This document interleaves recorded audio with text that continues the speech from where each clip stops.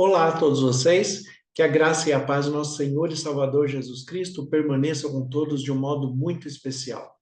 Equilíbrio é um grande desafio do ser humano. Como se tornar equilibrado, como conduzir a sua vida de um modo equilibrado em todas as coisas, na sua postura pessoal, nos relacionamentos sociais, ser equilibrado nas suas emoções, equilibrado nas suas relações familiares, como ser uma pessoa equilibrada. Nós sabemos que, como cristãos, nós temos que buscar conhecer cada vez mais e colocar em prática a palavra de Deus como única regra de fé e prática, a Bíblia, e também desenvolver os frutos do Espírito Santo. Jesus ele nos fala que é pelos frutos que nós vamos conhecer, né, quem permanece nele, pelos frutos o conhecereis. E o primeiro fruto é o amor, aonde em João capítulo 13 Jesus também fala que é nisto que nós somos conhecidos, que somos discípulos de Jesus, se tivermos amor uns pelos outros. Então, nós temos que buscar cada vez mais conhecimento, compreensão, entendimento da palavra de Deus, para que nós possamos, de fato, a cada dia crescer segundo os propósitos de Deus, desenvolver maturidade e compreensão daquilo que ele tem nos oferecido. É por isso que a busca do equilíbrio dentro dos frutos do Espírito é essencial para que nós tenhamos uma vida cristã sadia, porque senão nós não vamos compreender os propósitos de Deus, os ensinos de Jesus Cristo e a direção do Espírito Santo que ele tem nos apresentado todos os dias. E se nós não compreendermos tudo isso, nós vamos falhar enquanto cristãos. É por isso que nós temos que buscar cada vez mais crescimento, conhecimento, porque tudo o que nós fazemos, tudo o que nos é relacionado, está ligado ao conhecimento. Tudo o que nós buscamos está ligado ao conhecimento que temos. Então, nós precisamos cada dia mais estar voltado à busca do conhecimento para compreender a pessoa de Jesus Cristo e os seus ensinos. Nós temos aqui em Marcos, capítulo 2, os versículos de 1 a 12, o nosso texto ele diz assim: Dias depois, entrou Jesus de novo em Cafarnaum e logo correu que ele estava em casa. Muitos afluíram para lá, tantos que nem mesmo junto à porta eles achavam lugar, e anunciava-lhes a palavra. Alguns foram ter com ele, conduzindo um paralítico levado por 4 homens. E não podendo aproximar-se dele por causa da multidão, descobriram o eirado no ponto correspondente ao que ele estava e, fazendo uma abertura, baixaram o leito que jazia o doente. Vendo-lhes a fé, Jesus disse ao paralítico: Filho, os teus pecados estão perdoados. Mas alguns dos escribas estavam assentados ali, arrazoavam em seu coração: Por que fala ele deste modo? Isto é blasfêmia. Quem pode perdoar pecado, senão um que é Deus? E Jesus, percebendo logo por seu espírito que eles arrazoavam, disse-lhes: Por que arrazoais estas coisas em vosso coração? O que é mais fácil? Dizer ao paralítico: Estão perdoados os teus pecados? Ou dizer: Levanta-te e anda? Ora, para que saibais que o Filho do Homem tem sobre a terra autoridade de perdoar os pecados, disse ao paralítico: Eu te mando, levanta-te, toma o teu leito e vai para a tua casa. Então ele se levantou no mesmo instante, tomando o leito, retirou-se à vista de todos, a ponto de se admirarem todos e darem glória a Deus, dizendo: Jamais vimos coisa assim. Quando nós olhamos esses feitos de Jesus, nós temos que compreender o propósito de cada ação de Jesus, a maneira que Deus continua agindo, a maneira que Deus continua cuidando de cada detalhe e de cada pessoa. Mas nós temos que compreender que Deus, ele age de acordo com a sua palavra. Então nós temos que tomar cuidado com aquilo que é apresentado como se fosse de Deus, que está indo além da sua palavra. Em Gálatas 1:8 fala que se alguém apresentar um evangelho que vá além do que Cristo nos ensinou, que seja maldito, que seja anátema, a palavra usada nas traduções mais antigas. A questão é, nós temos que buscar com integridade, com veracidade, os ensinos de Jesus, aquilo que realmente ele nos está apresentando. Nós temos que buscar compreender o que Jesus Cristo está nos ensinando. Por que que ele fazia os seus sinais? Por que que ele fazia milagres? Por que que isso não acontece com intensidade hoje? Por que nós não vemos mais paralíticos andarem, cegos voltarem a enxergar, surdos voltarem a ouvir? Por que que nós não observamos isso?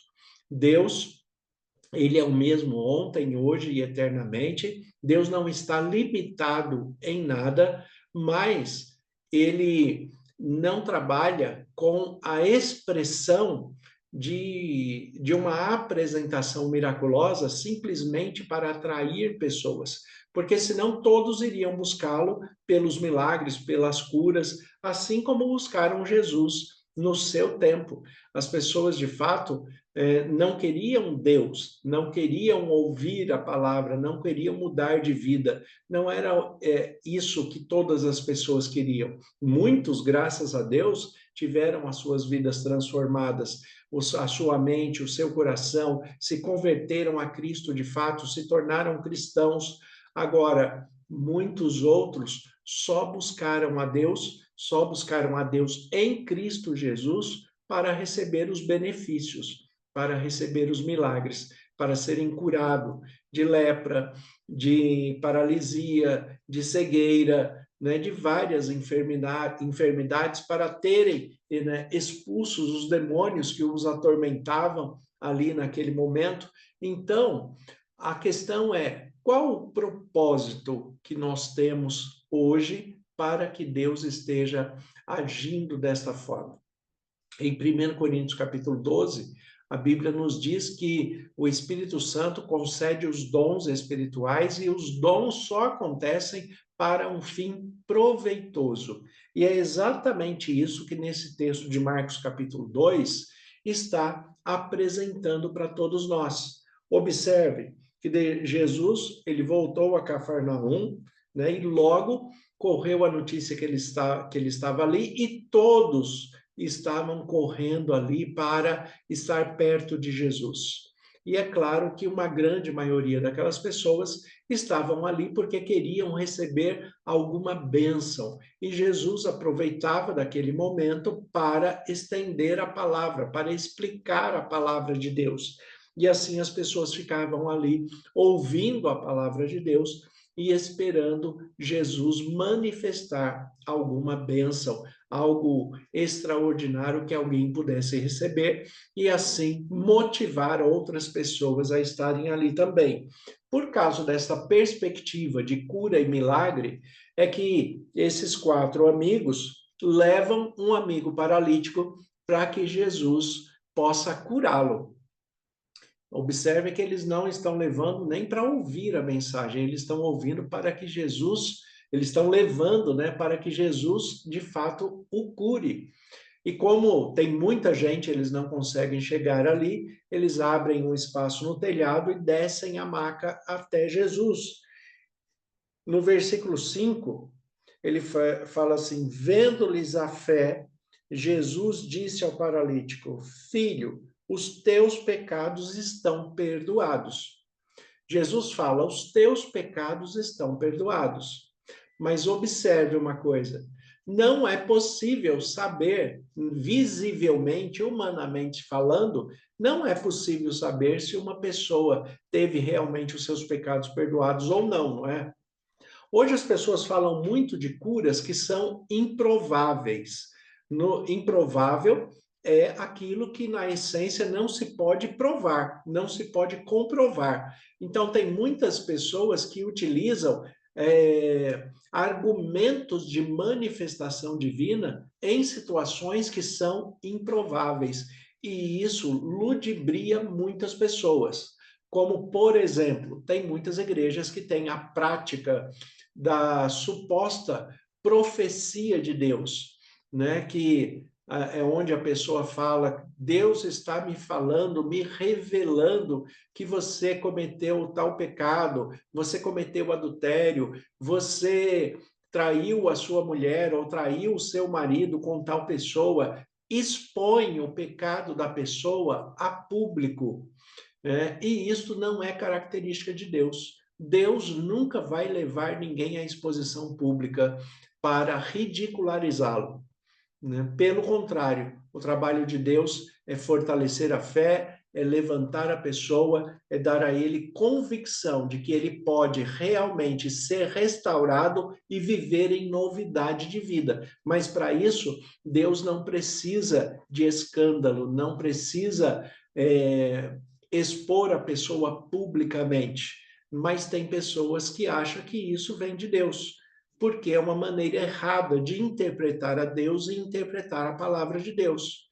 Agora, o fato que está acontecendo ali, ele pode ser verdadeiro no sentido da experiência. O que está sendo falado ali, de fato, pode estar acontecendo, porque afinal de contas, o inimigo de Deus, Satanás, também sabe o que está acontecendo. E ele, como a Bíblia fala, pode se passar até por um anjo de luz. Então, ele pode manifestar uma suposta profecia a alguém e falar a respeito da vida daquela pessoa, sendo verdade, para expor aquela pessoa ao ridículo, para expor aquela pessoa em público. Se fosse realmente de Deus, Deus poderia até trazer a palavra de sabedoria, a palavra de conhecimento, trazendo a revelação a uma pessoa que tenha comunhão com Deus, mas essa pessoa, seguindo a orientação do Espírito Santo, iria chamá-la num canto reservado, iria conversar com ela em particular, não iria expor a pessoa em público. Então, nós temos que ter muito cuidado quando nós começamos a classificar ações de Deus que não são, né, visivelmente, né, prováveis pelas questões, né, de observação. E aqui, o que Jesus está falando é que os pecados deste homem estariam perdoados. Mas como comprovar isto? Então, os doutores da lei ali começaram a questionar como que, de fato, eles saberiam que os pecados daquele homem estariam perdoados, né? Se não é algo visível, como que eu vou saber que se realmente houve perdão ou não? E aí ele fala aqui, para que vocês saibam que o Filho do Homem, que é uma expressão do Messias, uma expressão messiânica, para que vocês saibam que o Filho do Homem tem o poder de perdoar pecados, eu vou dizer, levanta-te e anda. Então, Jesus, ele realiza ali um milagre e o paralítico volta a andar, mas porque existe um propósito maior. O propósito era que todos vissem que o pecado foi perdoado. Então, quando Jesus ele se manifesta, quando Deus se manifesta, quando o Espírito Santo se manifesta, é sempre para trazer glória a Deus em algo que realmente vai erguer a pessoa, não humilhar a pessoa em público, não ridicularizar uma pessoa em público. Deus nunca vai fazer isso. Então, nós temos que tomar cuidado e observar as ações de Deus, o jeito que Deus trabalha e sermos equilibrados naquilo que nós estamos observando, naquilo que nós estamos fazendo. A princípio, no versículo 7, os doutores da lei, ele fala assim, por que fala ele deste modo, falando a respeito de Jesus, né? Por que Jesus fala deste modo? Isto é blasfêmia. Quem pode perdoar pecados senão um que é Deus? Somente Deus pode perdoar pecados, mas Jesus era Deus. E para mostrar que Jesus era Deus e poderia perdoar os pecados, ele fala para o paralítico levantar e andar. Então, ele mostra de uma maneira eficaz que realmente ele tem o poder para perdoar os pecados ao trazer algo de maneira física. Hoje, nós temos um problema muito sério com essas questões. Como eu já disse, essas pessoas que fazem essas supostas revelações, porque as revelações são improváveis. Eu não consigo provar na prática, né, se aquilo vem de Deus ou não. E a maneira que eu vou receber, né, e avaliar dentro daquilo que eu estou vivendo, se de fato é verdadeiro ou não, como que eu vou fazer isso? Eu tenho que conhecer as ações de Deus através da Bíblia.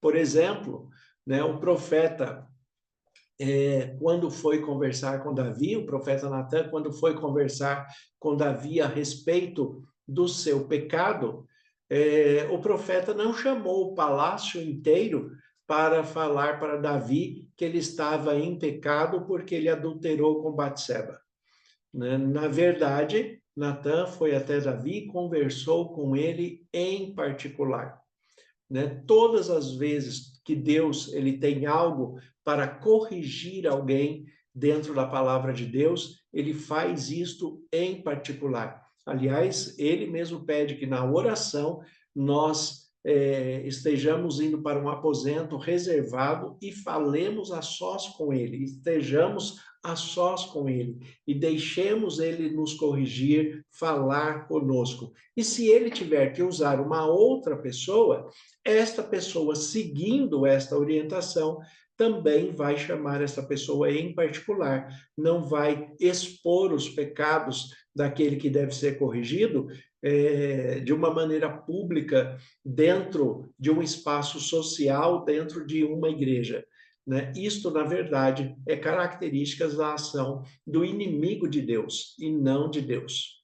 Né? Então, as pessoas que utilizam, né, dessas artimanhas estão muito mais, né, sendo instrumentos nas mãos do inimigo de Deus do que na verdade de Deus. E nós temos que tomar muito cuidado com isso. A palavra de Deus, ela sempre edifica, ela sempre fortalece, traz equilíbrio, traz correção, mas da maneira correta, da maneira que nós temos que seguir. Até porque ninguém precisa expor o pecado do outro, porque o próprio pecado em si, ele já faz isso.